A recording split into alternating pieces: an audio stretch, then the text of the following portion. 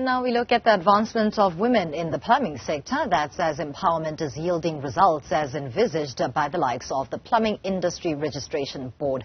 Founder of Mellita Trading, Jabulile Kungoane, speaks to us about this. Thank you so much for your time, Jabulile. It's quite encouraging to be talking about the artisan and the artisan female in South Africa. What's to be said about progress that we are seeing in having the entrance of women in this field?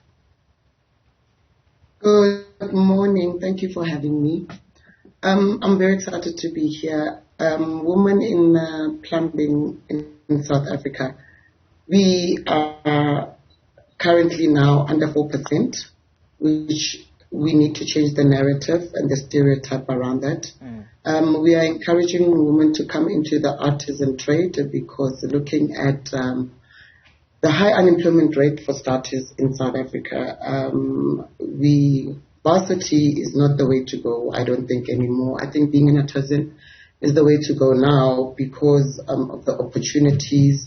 It's not only technical, it also gives you opportunities in the entrepreneurial space like myself. I own a plumbing company called Mellita Trading. I encourage and mentor young girls as well to come into the plumbing space. So it's like plumbing is the way to go now with women, and there's a lot of opportunities. The cake is very big, and we are here to raise the standard of professionalism in the plumbing industry. We have organization like the PRIB, which is the professional body of plumbing in South Africa, to ensure that the plumbing practices are conducted to standards set by the regulations, and of course the South African Bureau of Standards.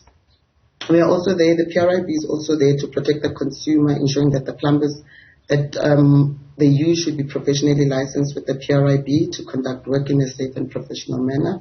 Also to grow the industry, professionally license the woman plumber now, and to ensure that the plumbing industry is a professional industry in South Africa. Very encouraging that you speak of those elements, and I'm interested when you note that a narrative needs to be changed in South Africa. Mindsets essentially need to change when it comes to women in plumbing. How do we do that, particularly from an education point of view, a licensing point of view, and inclusion?